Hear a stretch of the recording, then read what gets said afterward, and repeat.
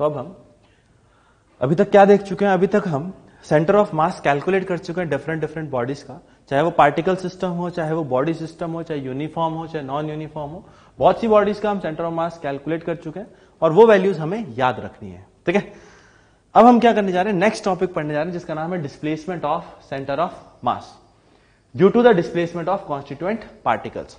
इसमें क्या होगा कि इसमें एक्चुअली में सेंटर ऑफ मास एक पॉइंट से दूसरे पॉइंट डिस्प्लेस होगा। ठीक है, आप ये पढ़ चुके हैं कि अगर कोई पार्टिकल एक पॉइंट से दूसरे पॉइंट तक मूव करता है, चाहे वो किसी भी पाथ से करे, लेकिन हम कहेंगे कि उस पार्टिकल का क्या हुआ है?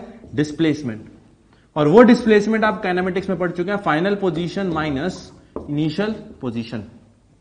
ठीक है, तो वैसी बात यहां पर है। यहां पर हमारे पास क्या था कि कुछ मास पार्टिकल्स थे जो कि इनिशियली किन्हीं पॉइंट्स पर लोकेटेड थे। जैसे मान लो ये m1 मास है, ये r1 पोजीशन पर लोकेटेड था। दूसरा कोई मास है m2, ये r2 पोजीशन पर लोकेटेड था। और एक दूसरा तीसरा मास ले लेते हैं m3, ये r3 पोजीशन पर लोकेटेड था। ठीक है, अब क्या हुआ कि ये पार्टिकल्स डिस्प्लेस होने लगे, यानी ये पार्टिकल कहीं मूव होने लगे। लेट्स से m1 यहां पहुंच चुका है, m2 यहां चला गया, m3 यहां चला गया। तो होगा क्या कि इन मासेस के चलने के कारण, इन मासेस के डिस्प्लेस होने के कारण सेंटर ऑफ मास भी डिस्प्लेस हो जाता है। मान लो फाइनल सिचुएशन में कुछ ऐसा है कि मासेस डिस्प्लेस हो चुके हैं। मान लो m1 मास यहां कहीं आ चुका है, ये दिस इज r1 फाइनल। ठीक है, m2 मास यहां कहीं जा चुका है, let's say this position is r2 final. और m3 मास यहां कहीं आ चुका है, दिस इज r3 फाइनल। अच्छा, इनको मैं इनिशियल नाम दे रहा हूं क्योंकि इनिशियली और फाइनली वैल्यूज अलग अलग है। ठीक है, अब क्या हुआ कि इन मासेस m1 की बात करें तो m1 यहां से यहां डिस्प्लेस हुआ है, यानी m1 का भी डिस्प्लेसमेंट हुआ, m2 का भी डिस्प्लेसमेंट हुआ और m3 का भी डिस्प्लेसमेंट हुआ। तो होगा क्या, इस सिस्टम के मूव करने के कारण सेंटर ऑफ मास भी कुछ डिस्प्लेस होगा। ठीक है, यानी सेंटर ऑफ मास भी मूव करेगा। अब वही सेंटर ऑफ मास का हम डिस्प्लेसमेंट देखेंगे कि सेंटर ऑफ मास का डिस्प्लेसमेंट निकालते कैसे हैं। तो सेंटर ऑफ मास का डिस्प्लेसमेंट निकालने के लिए हम क्या करेंगे कि सेंटर ऑफ मास की इनिशियल पोजीशन कैलकुलेट करेंगे। सेंटर ऑफ मास की initial position is m1 r1 initial plus m2 r2 initial plus m3 r3 initial upon total mass of the system. यानी कि मैंने क्या किया कि इनिशियली सेंटर ऑफ मास कहां पर है वो कैसे निकाला, इनकी पोजीशन मुझे पता है, और अगर पोजीशन पता हो तो हम सेंटर ऑफ मास निकाल सकते हैं। ये हम पढ़ चुके हैं, calculation of centre of mass. Similarly जब फाइनली पार्टिकल्स रुक चुके हैं तो हमने सेंटर ऑफ मास की फाइनल पोजीशन भी कैलकुलेट की। सेंटर ऑफ मास की फाइनल पोजीशन क्या लिखेंगे? m1 1 की फाइनल पोजीशन, m2 2 की फाइनल पोजीशन, m3 3 की final position divided by total mass of the system m1 plus m2 plus m3। इस तरीके से हम इनिशियल कोऑर्डिनेट निकाल चुके हैं, फाइनल कोऑर्डिनेट निकाल चुके हैं। और अगर हमें सेंटर ऑफ मास का इनिशियल और फाइनल पता है तो हम डिस्प्लेसमेंट भी निकाल सकते हैं। कैसे? Displacement of centre of mass is centre of mass का final coordinate minus centre of mass का इनिशियल कोऑर्डिनेट। इसका मतलब हम फाइनल कोऑर्डिनेट्स में से इनिशियल कोऑर्डिनेट को माइनस करेंगे। जब आप फाइनल कोऑर्डिनेट में से इनिशियल कोऑर्डिनेट को माइनस करेंगे, यानी दिस माइनस दिस, तो मैं बता देता हूं क्या बनेगा। ये बनेगा m1 r1 final minus m1 r1 initial. दोनों में m1 कॉमन आएगा, r1 final minus r1 initial.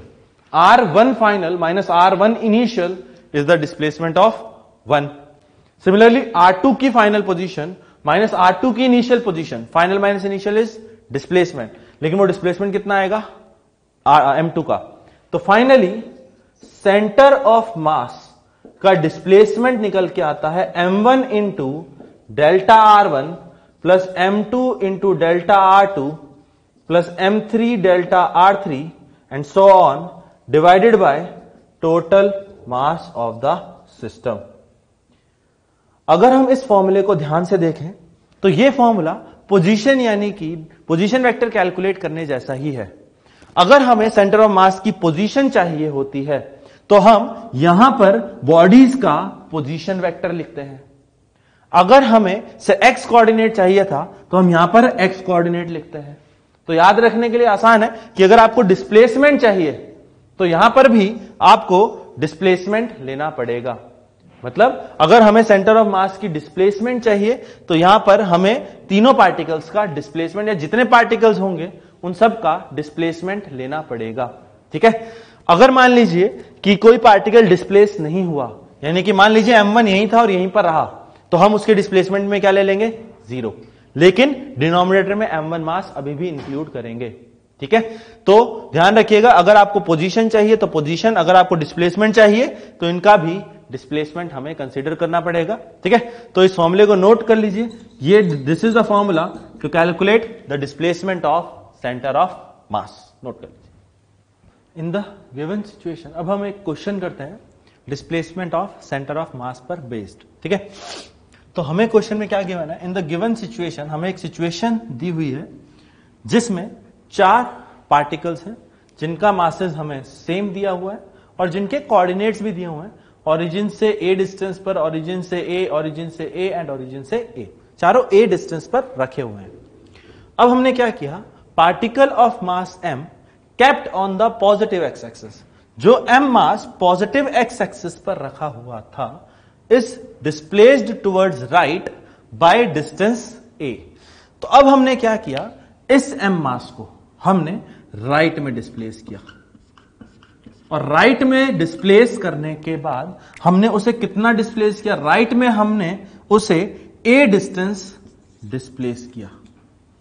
ठीक है, अब हमें क्या निकालना है? Find the displacement of centre of मास। हमने एक m मास पार्टिकल को यहां से उठा के यहां शिफ्ट कर दिया, तो यहां शिफ्ट करने के बाद उसके कोऑर्डिनेट्स क्या हो जाएंगे? 2a, 0। ठीक है, ये उसकी इनिशियल पोजीशन है, ये इनिशियल है और ये उसके लिए फाइनल है। ध्यान रखना 5 पार्टिकल्स नहीं है, इसी को उठा के यहां शिफ्ट किया। तो find the displacement of centre of mass. अब इस क्वेश्चन में है क्या कि हमने सिर्फ एक मास को डिस्प्लेस किया, बाकी 3 मासेस के लिए अगर इंफॉर्मेशन नहीं है, इसका मतलब इन तीनों मासेस को हमने डिस्प्लेस नहीं किया, इनको एज इट इज रखा, ये उसी पोजीशन पर एज इट इज रहे, मतलब इनका डिस्प्लेसमेंट कितना हो जाएगा? 0। तो सेंटर ऑफ मास का अगर मुझे डिस्प्लेसमेंट चाहिए तो displacement of centre of mass is m1 into उसका डिस्प्लेसमेंट, m2 इंटू उसका डिस्प्लेसमेंट, m3 इंटू उसका डिस्प्लेसमेंट एंड सो ऑन। तो मैं इसको 1 मान लेता हूं, तो मास तो है m इंटू इसका डिस्प्लेसमेंट। अब इसका डिस्प्लेसमेंट आप बता सकते हैं कितना होगा? ये a डिस्प्लेस हुआ अलोंग x एक्सिस, तो इसका डिस्प्लेसमेंट वेक्टर हो जाएगा a i कैप। राइट में डिस्प्लेस किया था, ध्यान रखिएगा। ठीक है, अगर हम इस पार्टिकल को लेफ्ट में डिस्प्लेस करते तो इसका डिस्प्लेसमेंट हो जाता a minus I cap. Right में किया है इसलिए a i कैप प्लस में, प्लस ये तो हो गया m इंटू इसका डिस्प्लेसमेंट, प्लस अब हमारे पास दूसरा पार्टिकल है, ये दूसरे पार्टिकल का डिस्प्लेसमेंट कितना है? 0, क्योंकि हमने उन्हें डिस्प्लेस ही नहीं किया। तीसरे पार्टिकल का डिस्प्लेसमेंट भी 0, चौथे पार्टिकल का डिस्प्लेसमेंट भी 0, यानी कि तीनों पार्टिकल्स का डिस्प्लेसमेंट 0। अगर इनको भी कहीं मूव किया जाता, क्वेश्चन में ऐसा गिवन होता, तो हम इनका भी डिस्प्लेसमेंट इसमें ऐड करते upon total mass of the system. अब ध्यान रखिएगा, डिनोमिनेटर में आपको हमेशा टोटल मास लेना है। आप ये नहीं कहेंगे कि सर 3 मासेस हमने डिस्प्लेस नहीं किए तो इनका मास नहीं लेंगे, इनका मास आपको इंक्लूड करना है। Total mass of the system is 4m, तो 4m, ये 0 0 0 कैंसिल हो जाएगा। तो सेंटर ऑफ मास का जो डिस्प्लेसमेंट है m a i cap upon 4m, तो m से m कैंसिल हो जाएगा, तो बचेगा क्या? a बाय 4 i कैप, यानी centre of mass i cap यानी कि x एक्सिस में डिस्प्लेस होगा कितना? a by 4। ठीक है, तो centre of mass x axis की तरफ डिस्प्लेस होगा, यानी पहले कहीं भी हो तो पहले कहीं पर भी था, अब उसका displacement a by 4 i cap, मतलब पहले कहीं भी किसी भी पॉइंट पर रहा हो, अब वो a बाय 4 x एक्सिस पर मूव कर जाएगा। अगर वो यहां था तो वो यहां आ जाएगा a/4 पर x एक्सिस में, अगर वो यहां था तो a/4, अगर वो यहां था तो a/4, अगर वो कहीं पर भी था तो a/4 x एक्सिस पर चला जाएगा। ठीक है, x एक्सिस के अलोंग a/4 मूव करेगा। ये हो चुका है first part, displacement of centre of मास। तो क्या सीखा कि हर मास का इंडिविजुअली डिस्प्लेसमेंट लेना है, mass into displacement, mass into displacement. Next is final coordinates of centre of mass. अब final coordinate of centre of mass निकालने के मैं आपको दो मेथड बताऊंगा, उन दोनों मेथड्स को समझेंगे। ठीक है, और फिर हम उन्हें अप्लाई करेंगे। तो मेथड नंबर 1, फर्स्ट मेथड में क्या है कि आप क्या करें, आपको सेंटर ऑफ मास के कोऑर्डिनेट्स चाहिए। कब? फाइनल पोजीशन पर। तो आप क्या करिए, फाइनल पोजीशन पर पार्टिकल्स ड्रॉ कर लीजिए। फाइनल पोजीशन पर सिचुएशन ये रहेगी कि ये पार्टिकल हो जाएगा 0, -a, ये पार्टिकल हो जाएगा -a, 0, ये पार्टिकल था 0, a, और जो फोर्थ पार्टिकल है उसके कोऑर्डिनेट्स 2a, 0 हो चुके होंगे। तो हमने फाइनल पोजीशन ड्रॉ कर ली। अगर हमें फाइनल पोजीशन पता है तो हम फाइनल सेंटर ऑफ मास भी निकाल सकते हैं। तो सेंटर ऑफ मास का पोजीशन वेक्टर, क्योंकि हम फाइनल की बात कर रहे हैं तो ये फाइनल ही आएगा। Final is equal to m1 mass into उसके फाइनल कोऑर्डिनेट्स, और m1 मास के फाइनल कोऑर्डिनेट्स क्या है? 2a i cap plus 0 j cap. मैं 0 नहीं लिख रहा हूं क्योंकि ये 0 है। x i cap plus y j cap plus इस m मास के coordinate m into 0 i cap plus a j cap plus इस मास के coordinates m into minus a i cap, तो m into minus a i cap plus fourth particle के coordinate m into 0 i cap minus a j cap upon m1 r1। Final हम displacement नहीं position निकाल रहे हैं तो इनकी भी हम फाइनल पोजीशंस लिख रहे हैं। ध्यान रखना, इनमें हम डिस्प्लेसमेंट निकाल रहे थे इसीलिए डिस्प्लेसमेंट्स हैं, यहां पर फाइनल पोजीशन है इसलिए फाइनल पोजीशंस है। अपॉन टोटल मास m m m m, तो टोटल मास हो जाएगा 4m। ठीक है, इसको सॉल्व करते हैं। m a j cap minus m a j cap cancel हो जाएंगे। 2ma माइनस ma, तो 2ma minus ma is ma i cap upon 4m। तो फाइनल पोजीशन हमारे पास कितनी आ गई? a/4 i cap. तो सेंटर ऑफ मास फाइनली कहां पर होगा? तो coordinates of centre of mass, displacement of centre of मास कितना आया? a/4 i कैप, और फाइनल कोऑर्डिनेट्स क्या आ चुके हैं? a/4, 0। कैसे? फाइनल पोजीशन वेक्टर आ रहा है a/4 i कैप, यानी x एक्सिस में a/4 और y एक्सिस में 0, तो प्लस 0 j कैप। तो फाइनल पोजीशन कितनी हो चुकी है? a/4, 0। सही है, तो ये हमारे पास आंसर आ चुके हैं। Displacement is a/4 i cap and final coordinates are a/4, 0। तो मेथड नंबर 1 में हमने क्या किया? फाइनल पार्टिकल्स देखे कहां पर है, फाइनली पार्टिकल्स के कोऑर्डिनेट्स लिखे और फॉर्मूला अप्लाई कर दिया। ठीक है, सेकंड हम एक दूसरा मेथड लगा सकते हैं, मेथड नंबर 2। ठीक है, मेथड नंबर 2 समझते हैं। ये बहुत कुछ क्वेश्चंस में ये मेथड काफी यूजफुल होता है। ठीक है, किन क्वेश्चंस में होगा उनका मैं आपको आइडिया भी दूंगा कि किन क्वेश्चंस में हम सेकंड मेथड यूज करेंगे। ठीक है, सेकंड मेथड हम वो यूज करेंगे, formula displacement of centre of mass. Centre of mass का डिस्प्लेसमेंट इस फॉर्मूले से नहीं, एक और फॉर्मूला होता है डिस्प्लेसमेंट ऑफ सेंटर ऑफ मास, कि सेंटर ऑफ मास का फाइनल, किसी भी चीज का displacement is final minus initial. किसी भी बॉडी का डिस्प्लेसमेंट का मतलब फाइनल माइनस इनिशियल, चाहे वो सेंटर ऑफ मास हो चाहे वो कोई भी हो। अब ये इक्वेशन उन क्वेश्चंस में ज्यादा आसान पड़ती है जिन क्वेश्चंस में सेंटर ऑफ मास का इनिशियल पोजीशन आसानी से आप कैलकुलेट कर सकते हैं। मतलब मैं दोबारा बोल रहा हूं कि ये इक्वेशन या ये मेथड तब ज्यादा फायदेमंद है जब सेंटर ऑफ मास की इनिशियल पोजीशन आपको पता हो।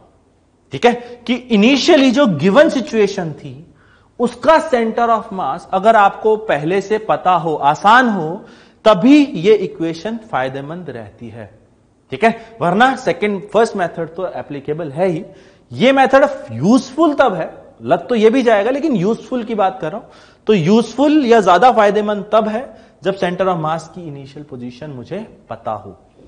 इस क्वेश्चन में, गिवन क्वेश्चन में इनिशियल कंडीशन पर क्या आप सेंटर ऑफ मास आसानी से सोच सकते हैं?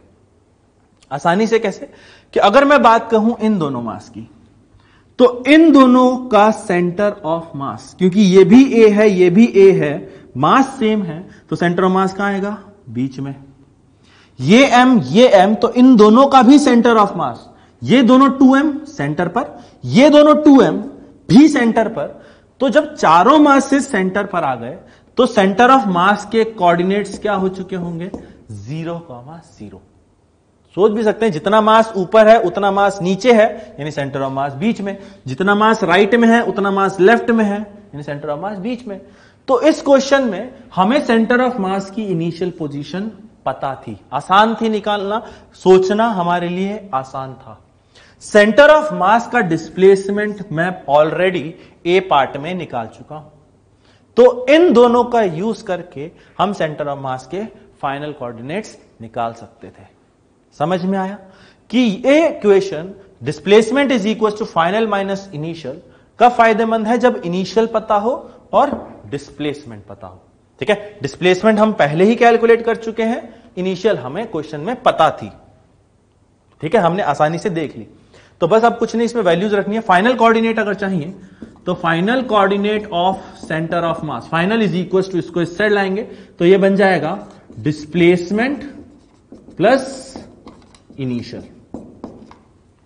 ठीक है, डिस्प्लेसमेंट हम निकाल चुके हैं, डिस्प्लेसमेंट कितना है? a/4 i कैप, तो यह आ जाएगा a/4 i प्लस, क्या आपको सेंटर ऑफ मास का इनिशियल कोऑर्डिनेट पता था? अभी समझा है कि आसान था इनिशियल, और इनिशियल कहां है? 0,0। Initially centre of mass mid में होगा क्योंकि सारे डिस्टेंसेस इक्वल है, तो वो होगा 0,0। तो initial position is 0 i cap plus 0 j cap. तो ऐड करेंगे तो a/4 में 0 ऐड करने पर कुछ भी नहीं होता, तो सेंटर ऑफ मास का फाइनल पोजीशन आ चुका है a/4 i cap plus 0 j cap. समझ में आया? एक बार फिर बता देता हूं, पहले डिस्प्लेसमेंट निकालना है तो सभी मासेस का डिस्प्लेसमेंट अपॉन टोटल मास। अगर फाइनल कोऑर्डिनेट निकालने हैं तो दो तरीके हैं। पहला तरीका कि आप फाइनल सिचुएशन ड्रॉ करें, फाइनल सिचुएशन ड्रॉ करके फाइनल कोऑर्डिनेट का फॉर्मूला लगा दें, जैसे कि अपन सेंटर ऑफ मास कैलकुलेट करते हैं, m1 into r1 plus m2 r2 plus m3 r3। Final में चाहिए इसलिए सबके फाइनल। सेकेंड तरीका क्या है कि हमें डिस्प्लेसमेंट पता हो और हमें इनिशियली पता हो कि सेंटर ऑफ मास कहां है, तभी ये इक्वेशन आप यूज कर पाएंगे। इनिशियली सेंटर ऑफ मास मुझे आसानी से पता था ओरिजिन पर, इसीलिए सेंटर ऑफ मास की इनिशियल पता था, सेंटर ऑफ मास का डिस्प्लेसमेंट निकाल लिया, फाइनल कोऑर्डिनेट्स हमारे पास आ चुके हैं। ठीक है, तो इसको नोट कर लीजिए। तो एक क्वेश्चन है displacement of centre of mass पर बेस्ड। इसमें क्या हो रहा है? Find the displacement of centre of mass of the system if man moves from one end of the plank to other end. Question समझा देता हूं। हमारे पास एक प्लैंक है जिसका मास है m2, और ये प्लैंक क्वेश्चन में गिवन है फिक्स है, ये मूव नहीं करेगा, ये फिक्स है। ठीक है, इसको किसी तरीके से हमने पकड़ के रखा हुआ है, इसको मूव नहीं करने दे रहे। आदमी क्या करता है? इसके एक एंड से दूसरे एंड की तरफ डिस्प्लेस होता है, मूव करता है। तो हमें बताना है कि इस सिस्टम का सेंटर ऑफ मास कितना डिस्प्लेस होगा। तो इसमें हमारे पास 2 पार्टिकल सिस्टम है, तो वही फॉर्मूला यूज करेंगे। Displacement of centre of mass is m1 into उसका डिस्प्लेसमेंट प्लस m2 इंटू उसका डिस्प्लेसमेंट अपॉन टोटल मास। ठीक है, तो सबसे पहले m1 यानी कि आदमी की बात करते हैं। m1 मास का डिस्प्लेसमेंट कितना हुआ? m1 मास फॉरवर्ड डायरेक्शन में मूव कर, ये एक्सिस भी गिवन है कि आप इसको x एक्सिस और इस एक्सिस को y एक्सिस एज्यूम कर लीजिए। तो मैन जो है वो x एक्सिस के अलोंग मूव हुआ फॉरवर्ड डायरेक्शन में, कितना? l। तो मैन का डिस्प्लेसमेंट फॉरवर्ड गया l, तो इसका डिस्प्लेसमेंट कितना हो जाएगा? l i cap. समझ में आया? l डिस्टेंस है प्लस x एक्सिस है, इसलिए i कैप। अगर प्लैंक की बात करें तो प्लैंक क्योंकि फिक्स है तो प्लैंक का डिस्प्लेसमेंट कितना हो जाएगा? 0, क्योंकि वो मूव नहीं कर रहा। मूव करता तो उसका भी डिस्प्लेसमेंट लिखते। Upon total mass is m1 plus m2। तो यहां से आपको displacement of centre of mass मिल जाएगा। Displacement of centre of mass is m1l upon m1 plus m2 i cap. यानी सेंटर ऑफ मास इतना डिस्टेंस मूव किया m1l upon m1 plus m2 किस डायरेक्शन में? i कैप में, मतलब x axis में फॉरवर्ड मूव हुआ m1l upon m1 plus m2। इस सिचुएशन को मैं थोड़ा सा और समझा देता हूं कि अगर मान लीजिए, देखो प्लैंक तो फिक्स है तो प्लैंक तो यही रहेगा, प्लैंक इस लोकेशन से चेंज नहीं होने वाला। तो इनिशियली जब मैन यहां पर था, ये इनिशियल सिचुएशन है जब मैन इस पॉइंट पर था, तो इस प्लैंक और इस मैन का सेंटर ऑफ मास कहां रहा होगा? देखो प्लैंक का सेंटर ऑफ मास यहां कहीं था मिड में, आदमी का सेंटर ऑफ मास आदमी पर ही होगा, तो इनका नेट जो सेंटर ऑफ मास है लेट से वो यहां कहीं था। इन दोनों का बता चुका हूं, centre of mass lies on the line joining the masses.